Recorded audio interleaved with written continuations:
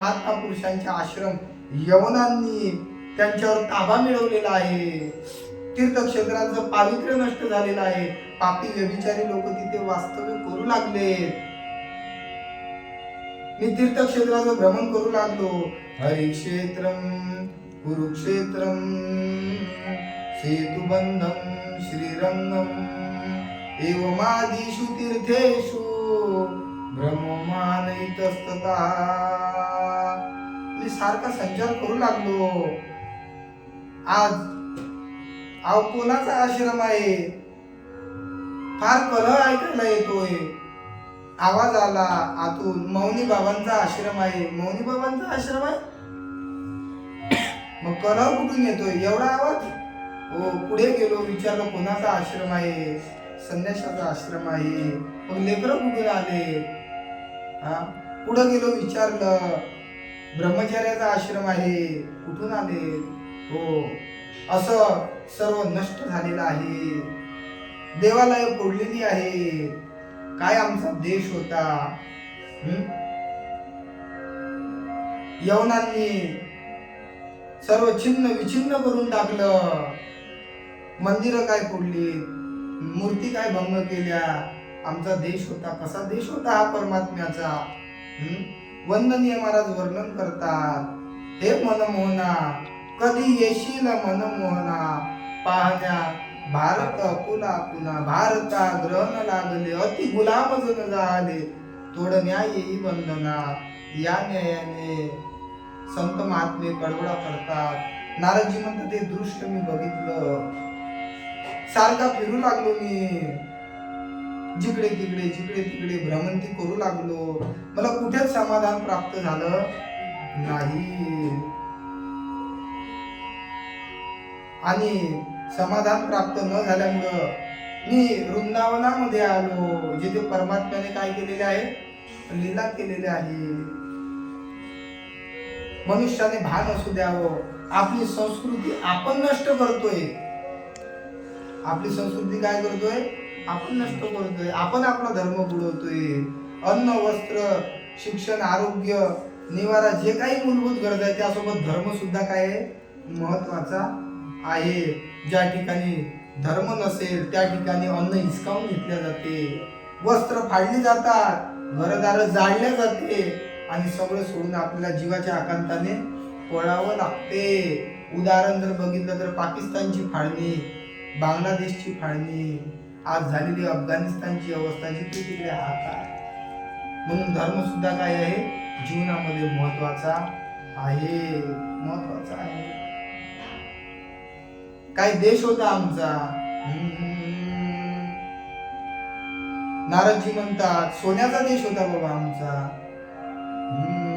जहा डाल डाल पर सोने की चिड़िया करती है बसेरा, ओ भारत देश मेरा.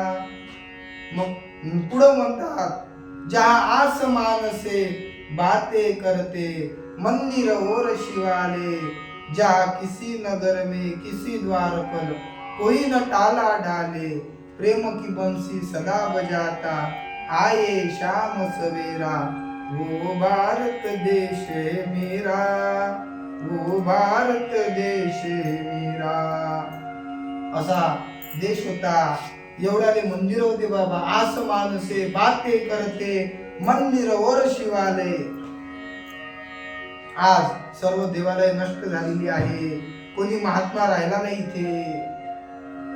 लोक पाप कर्मामध्ये, निंद कर्मामध्ये प्रवृत्त झाले आणि कलियुगाचे दोष पाहत पाहत वृंदावनामध्ये आलो.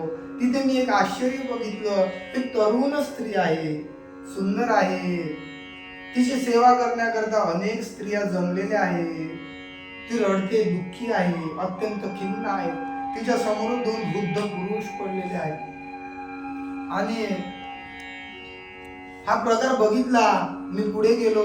तिने आवाज दिला, भो भो साधो क्षमं तिष्ठ मच्चिंता मपिनाशय दर्शनं तव लोकस्य सर्वथा गहरं परम.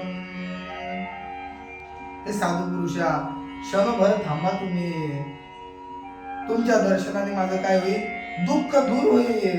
काय दुःख आहे तुला, कोण आहे तू, या स्त्रिया कोण आहेत? माझं नाव भक्ती आहे. या सर्व स्त्रिया कमल नयना स्त्रिया गंगा नर्मदा सिंधू कावेरी आहेत, त्या नद्या आहेत, स्त्री रूपाने माझी सेवा करतायत, तरी सुद्धा तू का दुःखी आहे? मी माझ्या दुःखाने दुःखी नाही, माझ्या मुलांच्या दुःखाने दुःखी आहे. माता आहे. उत्पन्ना द्रविडे साहं वृद्धिं कर्नाटके गता क्वचित क्वचिन महाराष्ट्रे गुर्जरे जीर्णतांगता. महाराज, माझा जन्म द्रविड देशामध्ये झाला आहे. उत्पन्ना द्रविडे साहं, मी कर्नाटकामध्ये वाढले, लहानाचे मोठे झाले. मग पुढे क्वचित क्वचिन महाराष्ट्रे गुर्जरे जीर्णतांगता, मी महाराष्ट्रामध्ये माझा फार सन्मान झाला. काही काही ठिकाणी मी तिथून गुजरातमध्ये आले, कलीने मला ग्रस्त करून टाकलं. माझे दोन्ही पुरुष बेशुद्ध पडले, जर्जर झाले आणि मी या दुःखात दुःखी होत वृंदावनामध्ये आले. वृंदावनामध्ये माझा सन्मान झाला. वृंदावनामध्ये वृंदावनम पुनम प्राप्य नवीनेव स्वरूपिणी, मला नवीन स्वरूप मिळालं. जाताहं युवती सम्यक प्रेष्ठ रूपा तु सांप्रतम, मी तरुण झाले, पण माझ्या मुलांचं इथं कोणी चाहत नाही बाबा. त्याच्यामुळे आता एवढं करा की यांना जाग करण्याचा प्रयत्न करा, यांना तारुण्य प्राप्त व्हावं, नाहीतर मी इथून सुद्धा सोडून निघून जाईल, थांबणार नाही मी इथे. नारदजी चिंता करू लागले. भक्ती, तू साक्षात परमात्म्याचं हृदय आहे, तू चिंता करू नको. कशाला चिंता करते, कशाला खेद करते? अहो चिंता तुरा कथम वृथा खेदयसे बाले, अहो चिंता तुरा कथम श्रीकृष्ण चरणांभोज स्मरम दुःख गमिष्यती. तू दुःख करू नको, तू परमात्म्याच्या चरणाचं काय कर, चिंतन कर, मनन कर. तू आवडती आहे त्याची. अरे आपल्याला देव आवडावं यात काही नवल आहे का?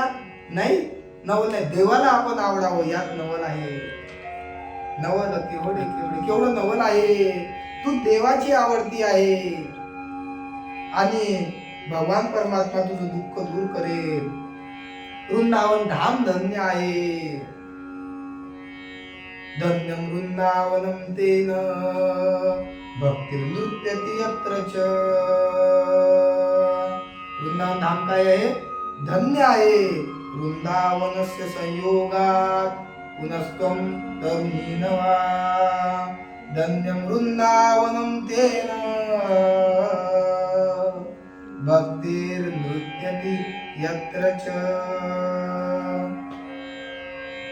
नारदजी विचार करू लागले आणि त्यांना जाग करण्याचा प्रयत्न करत आहे. नारदजी, उठा जागे वारे आता, स्मरण करा पंढरीनाथा, भावे चरणी ठेवा माता, चुकवा व्यथा जन्माच्या. उठा बाबा, जागे व्हा. कोणाला जाग येत नाही, कोणाला जाग येते? पूर्वी काळ होता, पहाटे वासुदेव यायचे. वासुदेव आला हो, वासुदेव आला. सकाळच्या पारी हरिनाम बोला किंवा रामकृष्ण बोला. गातो वासुदेव तत्वता. आता ती परंपरा राहिली नाही आणि उठवण्याचा प्रयत्न करतात. वेद वेदांत घोषेश्च गीता पाठेर मुहुर्मुहुः बोध्यमानो तदा तेन कथचिच्चोथितुंबला. प्रयत्न करतात. वेद वेदांताचा घोष केला, गीतेचा पाठ केला, ते जागे तर झाले, पण पुन्हा जांभळ्या घेऊन झोपले, पुन्हा बेशुद्ध पडले, काय करावं काही कळेल असं झालं. पुन्हा चिंता वाटू लागली, आकाशवाणी झाली, नारदजी वेद वेदांताच्या घोषाने यांना जाग येणार नाही, जाग येणार नाही. तुम्हाला सत्कर्म करावं लागेल. काय सत्कर्म करावं लागेल सांगितलं नाही, ते तुम्हाला संत महात्मे सांगतील, संत शिरोमणी सांगतील. तुम्ही त्यांना उपाय विचारा. कोण संत शिरोमणी, काय काही सौर अदृश्य रूपाने सांगितलं. त्यांना तिथेच सोडून नारदजी निघालेले आहे. रस्त्यात कोणी मिळाला तरी हात जोडायचे, विचारायचे का हो कोणीतरी उपाय सांगेल का याचा. ज्याप्रमाणे कबीरदासजी महाराज विचारायचे, कोई कहियो रे प्रभु आवन की मन भावन की, कोई कहियो रे प्रभु आवन की. प्रत्येकाला विचारायचे. संत महात्मे ती अवस्था असते तुमच्या आमच्याकरता घेतलेली. विचारू लागले दयाबुद्धीने. कोण सांगणार नारदजींना. नारदजींना बघून सगळे विचार करायचे. नारदजींना जर याचा उपाय माहित नाही, आम्हाला काय कळेल. जिथे नारदजींना जर उपाय कळला नाही तर आमचं काय कुठं, आम्ही कशातच नाही. एवढ्या मोठ्या पंडिताला जर कळलं नाही तर आम्ही तर सामान्य बुद्धीचे लोक आहोत, आम्हाला नाही कळणार. नाही नाराजी, हात जोडून लोक पुढे निघून जायचे.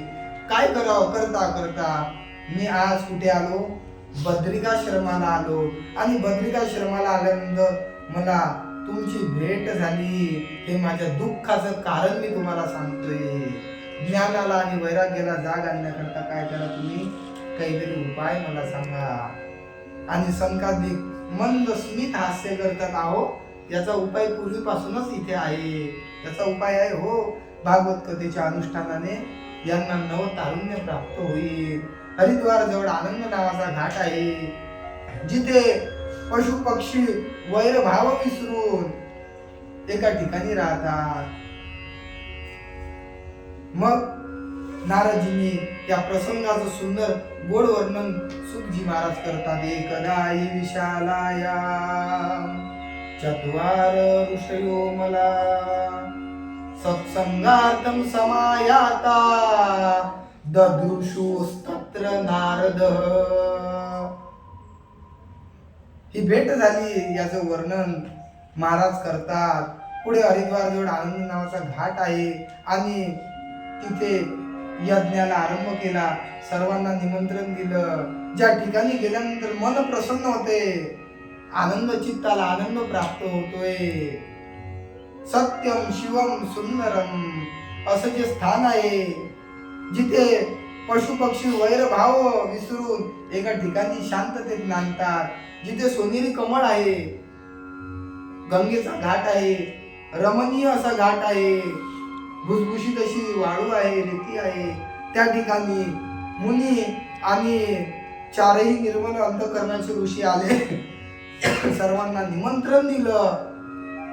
सर्व आले. ते दिशा आल्या, दंडकारण्य आले, पर्वत आले, नद्या आल्या, सरोवरे आले, ऋषी आले, मुनी आले, जपी आले, तपी आले, संसारिक आले, वानप्रस्थी आले, गृहस्थ आले, ब्रह्मचारी आले, यती आले, सर्व आले. भगवान शिवजी सुद्धा आले. भूत प्रेत पिशाची शाकिनी डाकिनी सगळेच्या सगळे कथेला आले आणि मोठा जय घोष झाला. गोपाल कृष्ण भगवान की जय. शंखनाद झाला आणि महाराणी भक्ती तिच्या दोन्ही पुत्रांसह तिथे आली आणि नृत्य करू लागली. भगवान परमात्मा आले, आशीर्वाद दिला. महाराणी भक्तीने स्थान मागितलं. महाराज मी कुठे राहू, तू माझ्या भक्तांच्या हृदयामध्ये काय हो, विराजमान हो असं सांगून परमात्मा आशीर्वाद देऊन गेले आणि हा यज्ञ आरंभला. इथून पुढे संकादिकांचा आणि नारदांचा संवाद आहे. गोपाल कृष्ण भगवान की जय. झाली ती सेवा परमात्म्याच्या चरणी समर्पित करतो, वाणीला पूर्ण विराम देतो.